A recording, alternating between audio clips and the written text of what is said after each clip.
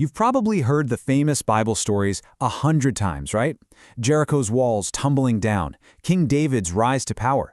But what if I told you there's a kind of hidden language in these histories, a whole other layer that we often just skim right over? Today, we're going to dig into this really cool idea that these stories weren't just written down as history, but as prophecy. Let's get into it. So, let's start right here. When we open up books like Joshua or Samuel or Kings, are we just reading a straightforward record of what happened? I mean, for most of us, the answer is yeah, of course. But the way these books were originally categorized tells a very different story. And here it is, our first big clue. In the ancient Jewish canon, these books were not put in the history section. They were called the earlier prophets. Now think about that. Why would you call a history book prophetic? Well, it's because the writers weren't just reporters jotting down facts. They were interpreters, showing what they believed was a divine pattern working behind the scenes. And that brings us to the key that really unlocks this whole thing, the apocalyptic style. Now, when you hear that word, you're probably thinking fire and brimstone, end-of-the-world stuff.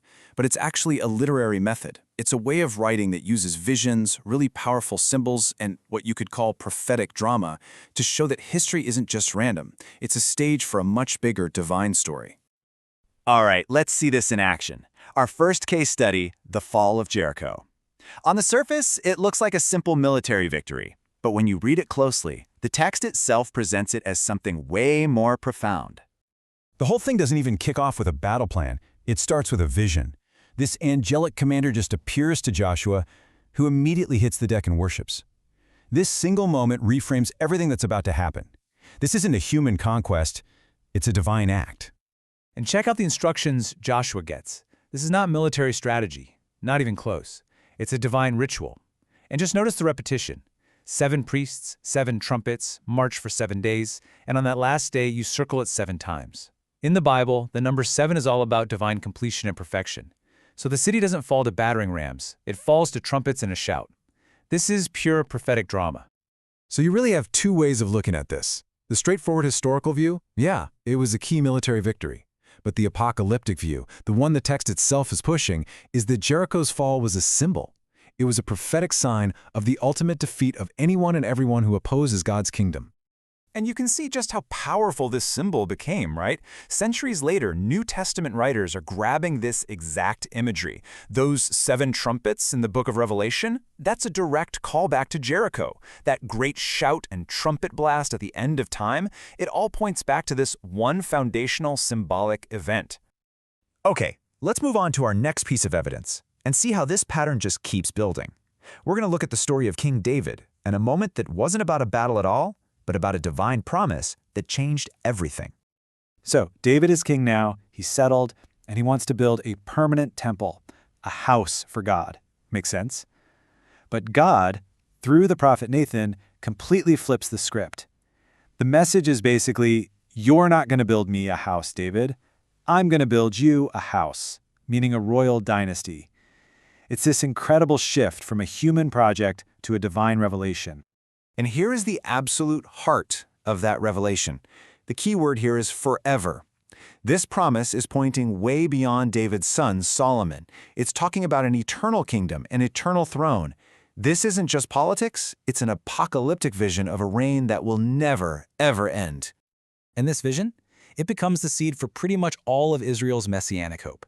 This idea of an eternal heir, a special seed from David's line, who would finally fulfill this incredible promise, it fueled so many psalms and prophecies for generations to come. A single historical moment gets completely reframed as the beginning of a cosmic story.